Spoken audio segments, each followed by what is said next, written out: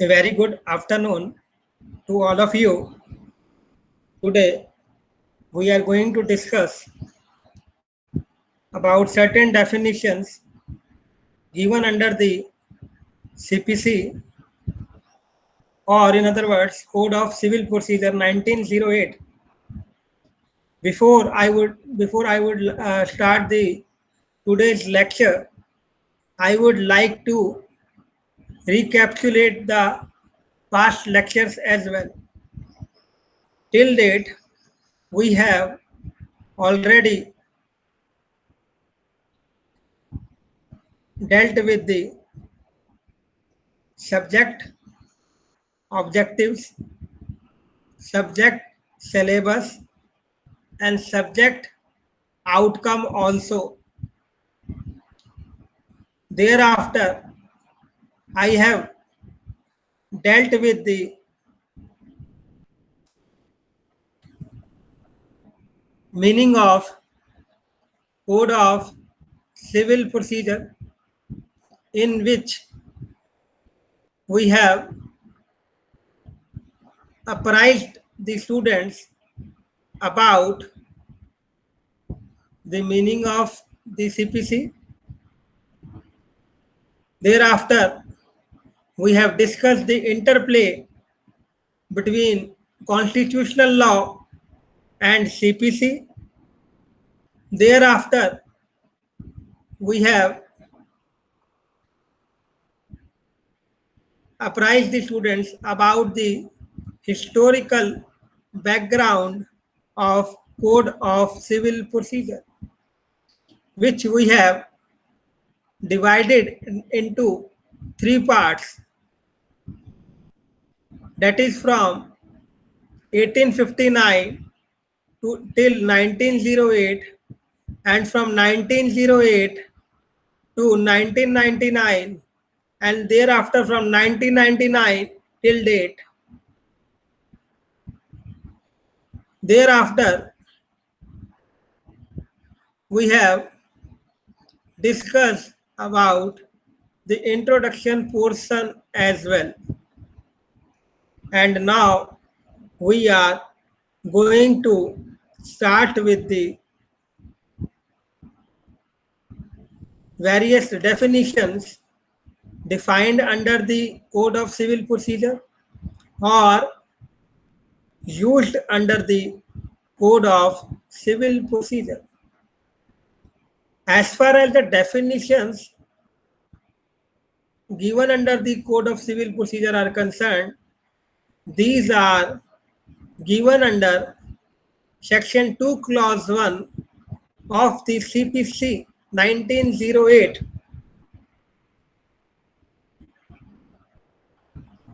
And the same are given in an alphabetical order. But for the better understanding of the subject, we have divided those definitions into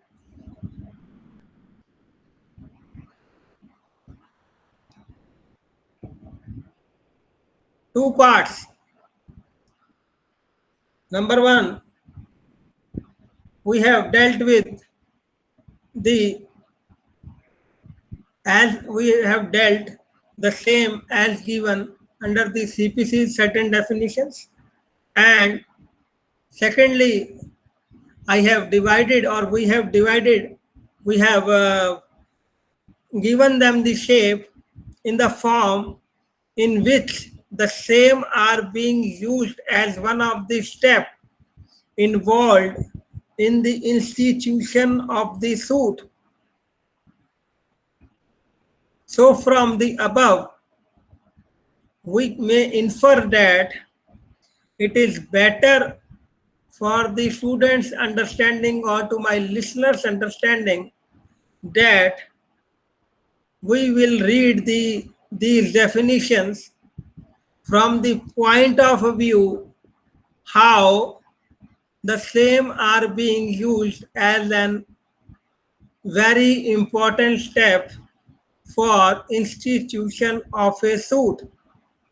And some of the definitions and some of the steps involved in the same are as under.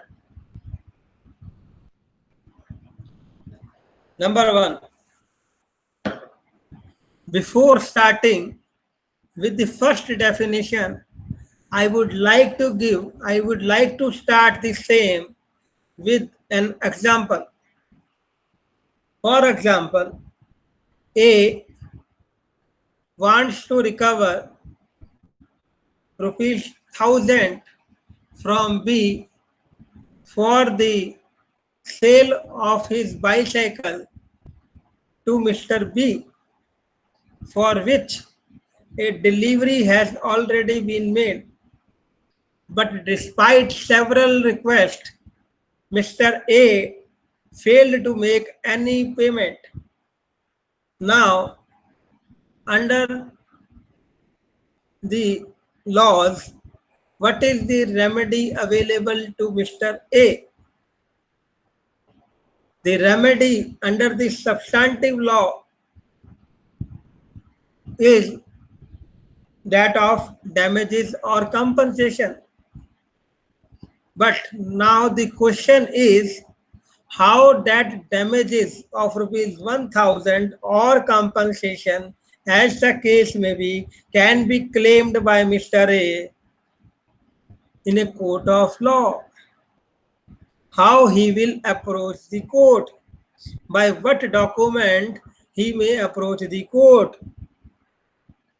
So, therefore, to ease out that particular thing, I have started with the word plaint, and that document by which a plaintiff institute a suit against another party and thereby claims against him in a court of law, that document is known as plaint.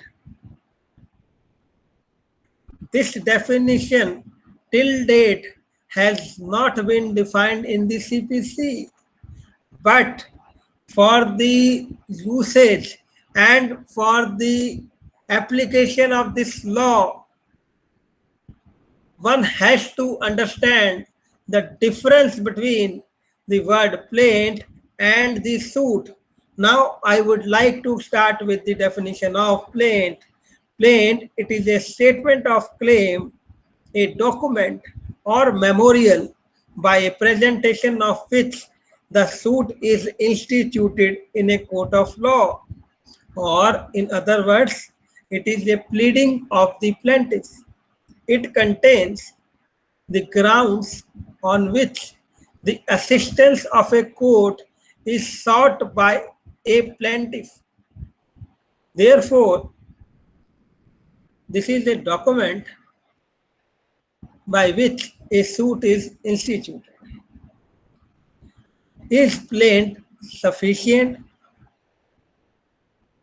to institute a suit?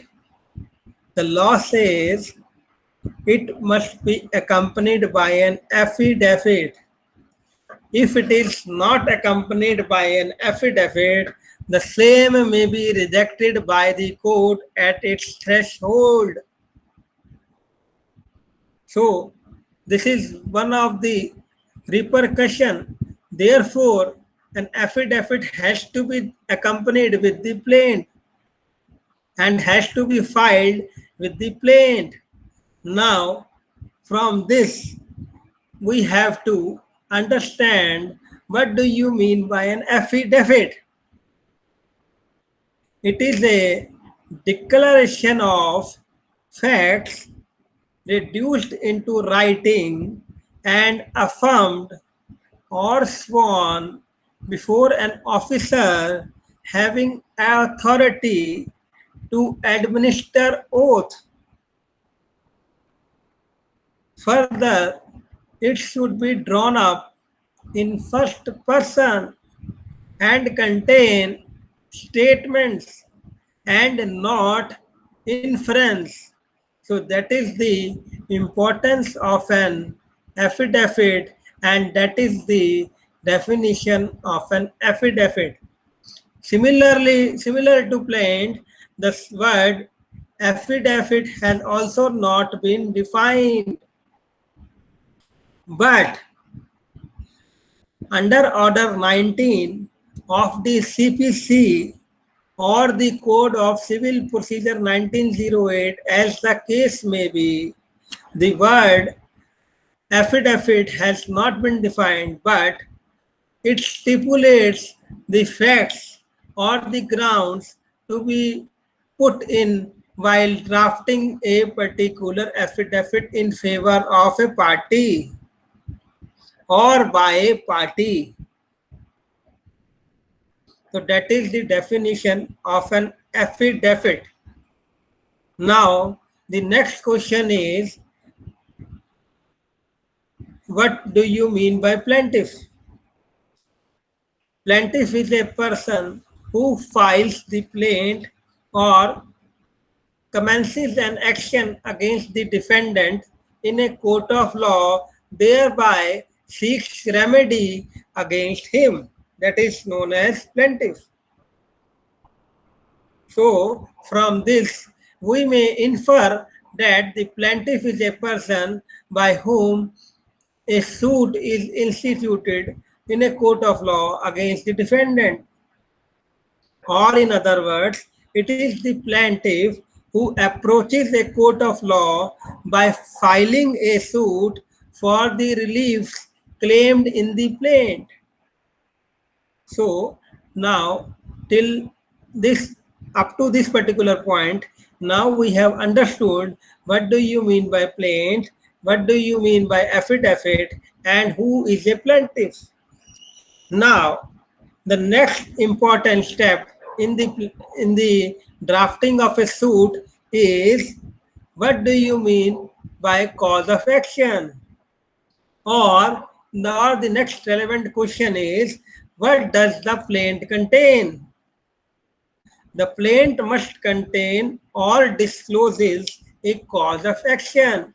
If the plaint does not disclose a cause of action, then the plaint may be rejected.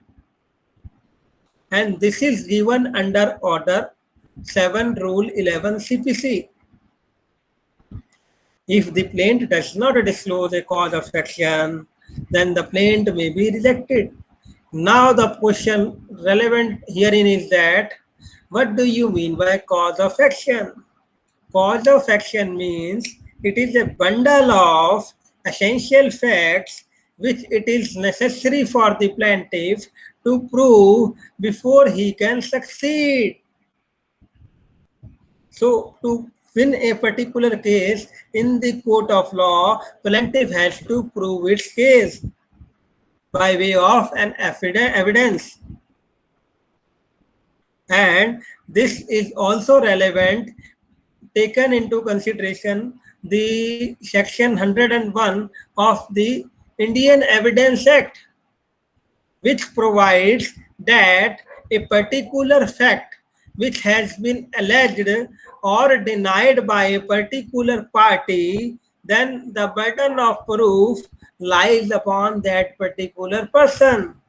So, burden of proof lies on that person who alleges that fact, and the cause of action is the bundle of essential facts which is necessary to be proved in the court of law. So, therefore, cause of action and burden of proof is having an interplay between each other. They have an interconnection with each other. Now, the plaint is ready with us. But before which authority we have to file that case? That depends upon the jurisdictional aspect. Therefore, I have come to the next step, that is the jurisdiction. What do you mean by jurisdiction? Jurisdiction means an authority to decide the case. An authority to decide the case by the court of law. It may be defined to be the authority or the power of the court to hear and determine a cause, to adjudicate and exercise any judicial power in relation to it. In other words, it is the extent of the authority to administer justice prescribed with reference to subject matter, pecuniary, and territorial limits. Now, the question is, what do you mean by these three types of jurisdiction? That is subject matter, pecuniary, and territorial. Pecuniary jurisdiction is that jurisdiction which depends upon the value of the suit. For example, if A wants to recover the rent amounting to rupees 2500 in Delhi, the property is situated in Delhi, then the question is whether the civil court is having the jurisdiction or not. As per the provisions of Delhi Rent Control Act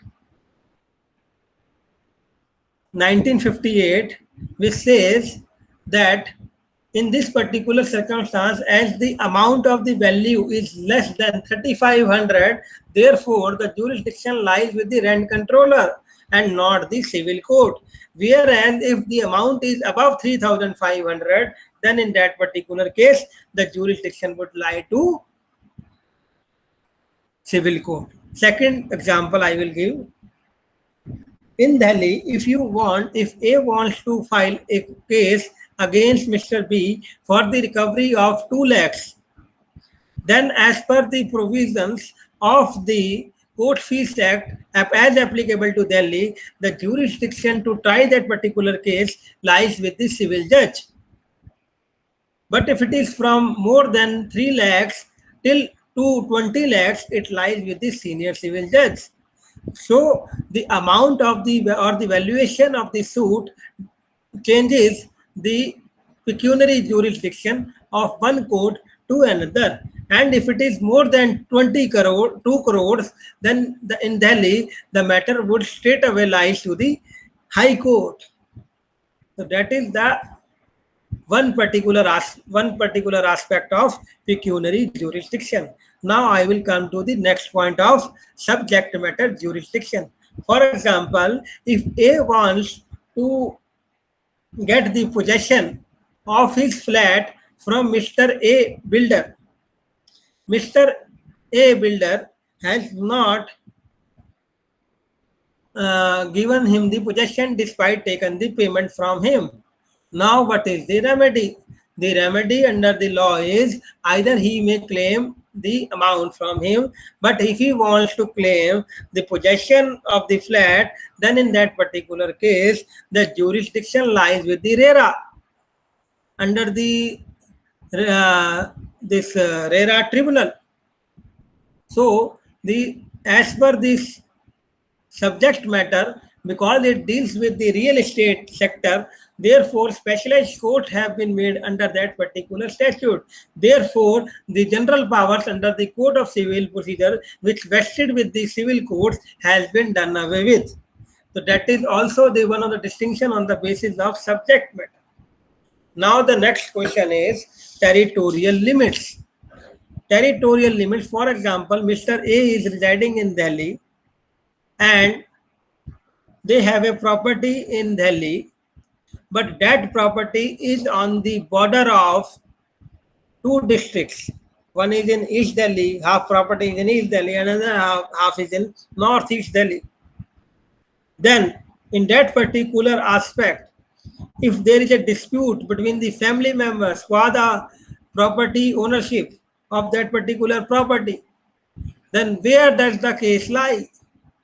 The law says the property, where the property is situated, then in that particular case, that particular court is having the jurisdiction. So in this particular case, as that property is vested in 2 courts, it is upon the either of the parties who wants to file, they can file either in Northeast or in Delhi or in East Delhi, as the case may be. Both are having the jurisdiction to try this particular case. So therefore, this is an example of territorial limits. Next question is, what do you mean by suit? Because ultimately, the result of the plaint will be treated as a suit. Suit means a civil proceedings instituted by the presentation of plaint. In its comprehensive sense, the word suit is understood to apply to any proceedings in a court of justice by which an individual pursues that remedy which the law permits. It means a civil proceedings instituted by the presentation of plaint, that is known as suit. Now, the question is, from we have started our journey from plaint, now we have reached to suit. Now, if the suit is admitted by the court, then what is the next step? The next step is given in this slide. The next step, if the court has admitted the case of the Mr. A, then in that particular circumstance, it is the duty of the court to hear the other side. As you all are aware of the principles of natural justice given under the admin law. And one of the principles laid down therein is that audi alteram partem. One must be given an opportunity of being heard before giving any order against him. Therefore, to obligate and to fulfill this gap, we have to call the other party, and the document by which the other party is called to give its reply to the claim of the plaintiff, that document is known as summons. So, summons is a document issued from an officer of a court of justice calling upon the person to whom it is directed to attend before a judge or an officer of the court for a certain purpose. It is the written order that legally obligates someone to attend a court of law at a specified date. So it is a document whereby one can be called by the court on a certain date to give its reply to the claim of the plaintiff. Now, summons issued. If the summons is properly issued, then what will be the recourse? What would be the next step? If the summons are not served, then what would be its recourse to be taken by the court? If the summons are not being served, then in that case, the court may go for substituted mode of service of summons, and as given under Order 5 Rule 20 CPC, which I will go in detail in my further lectures. Now, if the summons are being duly served, and the other side has been given notice about the case filed against him. Now, what will be the next step to be taken by that party? That party is under the obligation to file its reply. Though he may waive his right also. And that particular reply, and if that particular party files the reply in the court of law, then that document is known as written statement. So written statement means a reply of the defendant to the plaint filed by the plaintiff.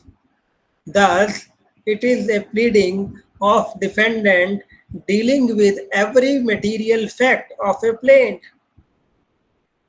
It may also contain new facts in favor of defendant or legal objections against the claim of the defendant.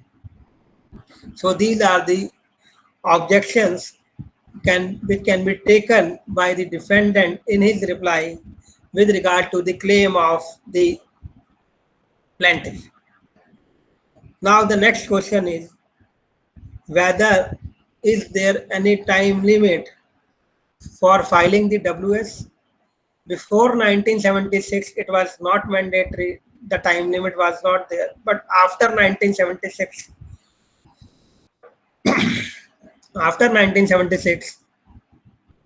the under the Amendment Act of 1999 or 2002, as the case may be, the defendant is being provided with a certain time limit to file the WS, and that time limit is 30 days or 90 days, as the case may be. Now the next question is,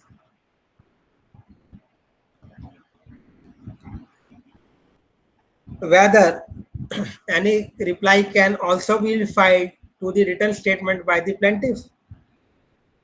Answer is yes, but that depends upon the discretion of the court, and the document which is again filed by the plaintiff to the reply of the WS, that document is known as replications. So with this, the replication portion is over.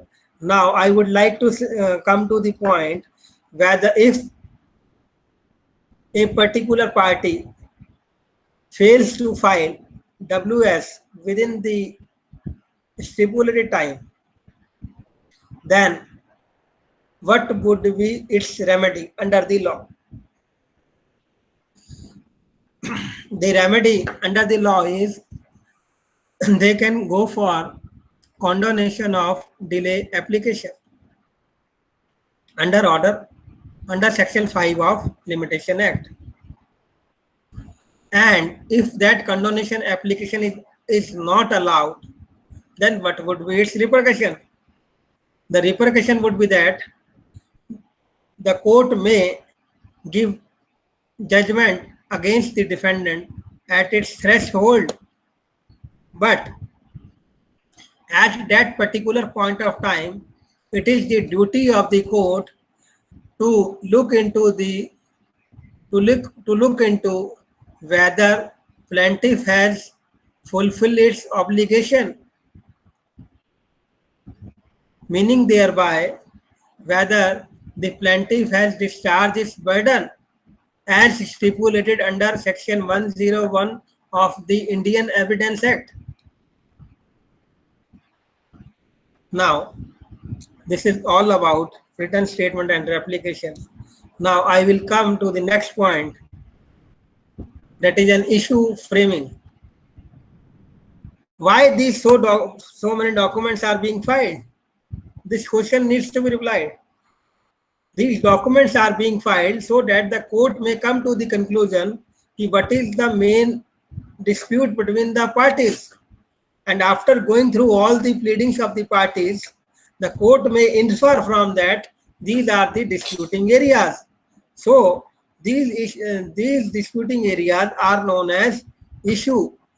Issue means a point in question or an important subject of debate or litigation. And issues are of three kinds: issue of fact, issue of law, mixed issue of fact and law. In other words, issues arises when a material proposition of fact or law is affirmed by one party and denied by the other party. So this is all about issues. Now, after framing of the issue by the court, the next step is leading of the evidences by the parties. And after leading of the evidences, the court will come to the next part, that is judgment, decree and order, which I am going to discuss in my next lecture. Hope you have a good day ahead. Hope you have learned from this particular lecture also. And if you have any queries with regard to the points covered by me in this lecture, then you can also mail to me at my email ID rahularora.gn@jagannath.org. Thank you very much.